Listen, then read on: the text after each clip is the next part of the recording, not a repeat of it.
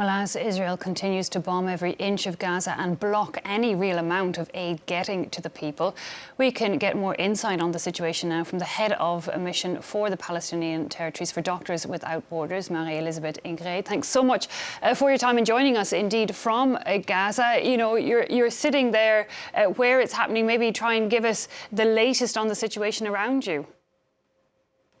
Thank you very much. Good morning. I don't know by what I could start, because actually each night it is a nightmare for colleagues from Gaza.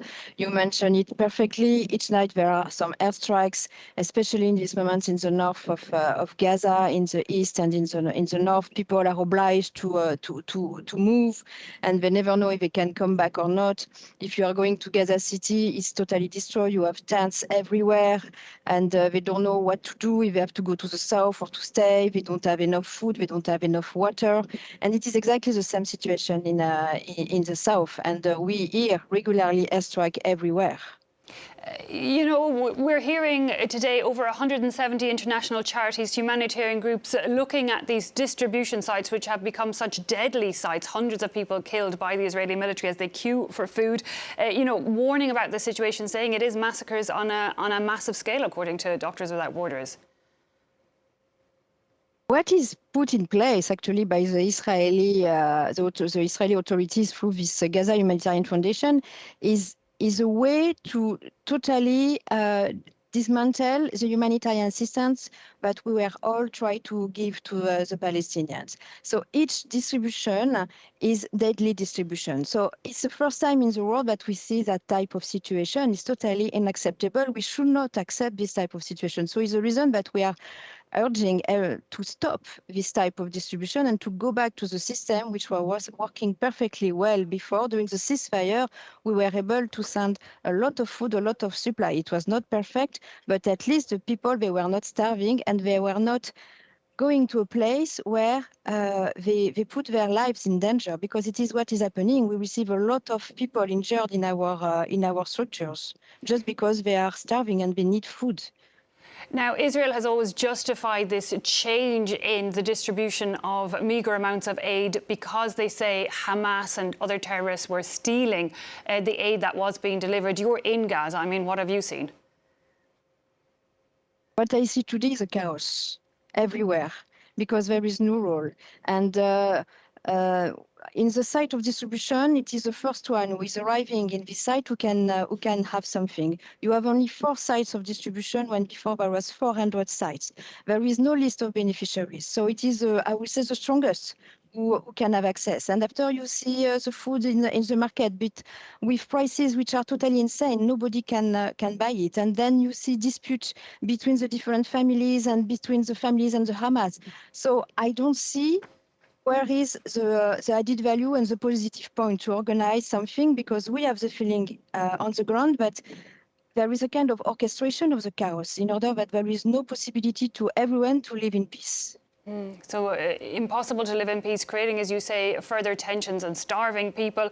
Meanwhile, as you were telling us, the air raids, the missile strikes continuing. You know, it's hit hospitals, it's hit tents where refugees have been sheltering. Israel again always saying, well, actually, there's Hamas militants hiding out in those areas. That's what we're targeting. I don't know.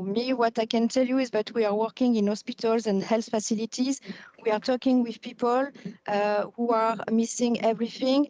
I was in Gaza before the war, and what I see today is very shocking, because people, they were living in houses, they had access to school, they have water, they have electricity, and now they are in the middle of nowhere, in tents, in the sun. They have to do the queue for water with jerrycan, and the children do not go anymore to school.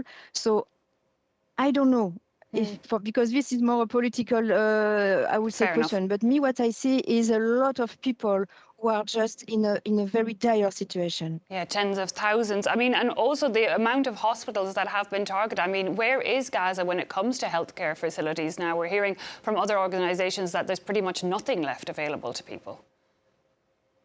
No. The entire health system is totally destroyed.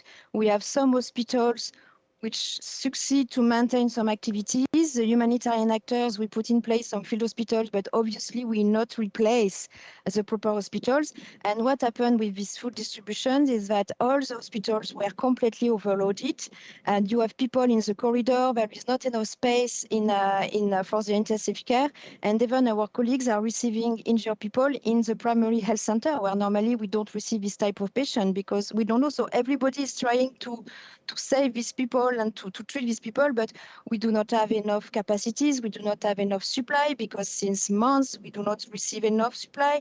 So we try each other to support, but it's not enough. So we are not able to treat properly the people in need. And, you know, you were in Gaza before the war, you're in Gaza today. They're almost 2 years into a constant shelling, constant stress, trying to get just enough to survive. I mean, how are people coping there? I don't know how we do. Frankly speaking, I just don't know. They are totally desperate. They have no hope. They have the feeling that nobody cares about them. So obviously, they have a lot of hope on the talks of ceasefire, because they are tired, they are exhausted. They see their society totally collapsing. There is a total destroying of their society. They still hope that if there is a ceasefire, they will be able to go back to school, to university, to have food, to start again the economy. But they are desperate. They are desperate because they feel alone, and they have the feeling that we all abandon them. And we have seen even, you know, the solidarity marches by people around the world. They've even been clamped down on, and, you know, one wonders what could help make a difference for the people there in Gaza. I think that the difference will be a political agreement. Is there is a need of ceasefire, there is a need to stop this war and to help the people to go back to their life, or at least to help them to reconstruct something, because I cannot imagine after 2 years how they will be able to cope, as you say, because everything has been destroyed and they need to rebuild themselves. It will be very long. They will need the support of everyone.